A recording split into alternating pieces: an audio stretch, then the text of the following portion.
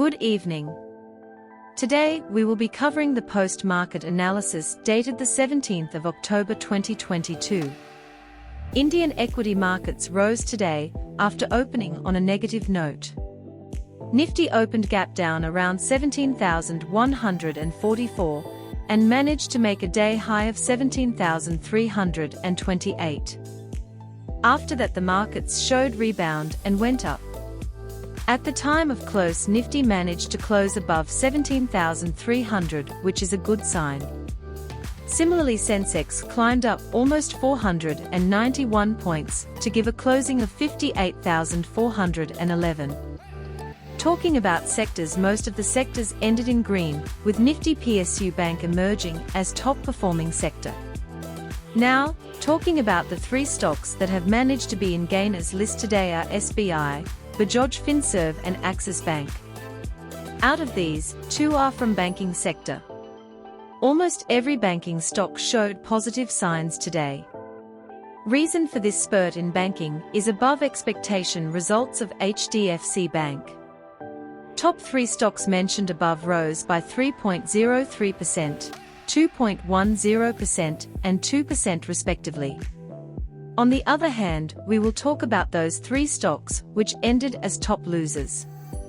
They are Hindalco, L&T and JSW Steel. They fell within the range of 1.30% to 2.18% respectively.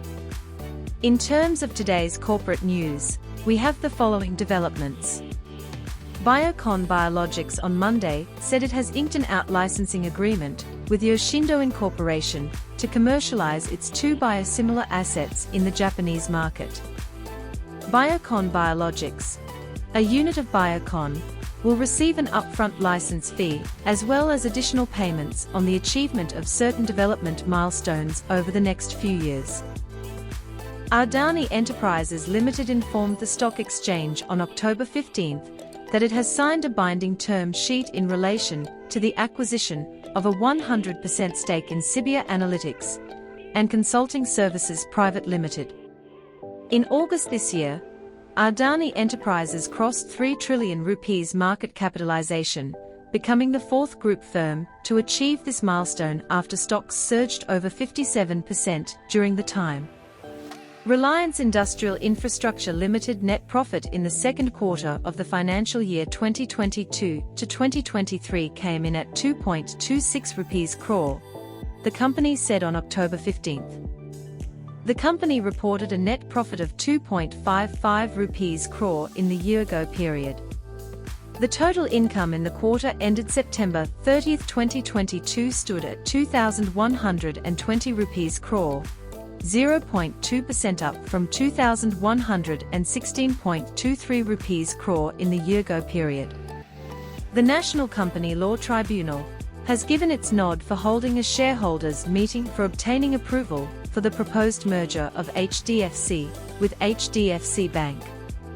The shareholder meeting will be convened on November 25, 2022 for the purpose of considering and approving the scheme of amalgamation.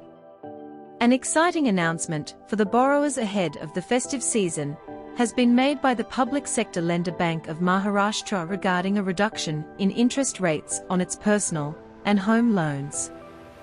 Effective on October 17, 2022, Bank of Maharashtra will no longer charge 8.30% for home loans. However, 8.0% will be the new interest rate that came after a reduction of 30 bps. Federal Bank reported a 50% jump in its September quarter consolidated net profit at 733.34 rupees crore on the back of healthy growth in both interest and other income streams. The Kerala-based private sector lender posted a 52% jump in standalone net profit at 703.71 rupees crore. Pfizer Limited is down for a fifth straight session today. The stock is quoting at 4,320 rupees, down 1.15% around 1 p.m. on the NSE.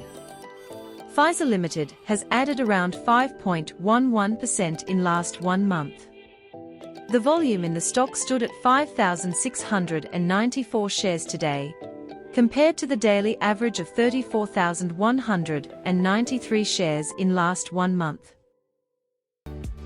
Gland Pharma Limited is up for a 5th straight session today. The stock is quoting at 2,160.85 rupees, up 0.04% around 1 p.m. on the NSE. Gland Pharma Limited has slipped around 3.83% in last 1 month. The volume in the stock stood at 4.77 lakh shares today, compared to the daily average of 3.5 lakh shares in last 1 month.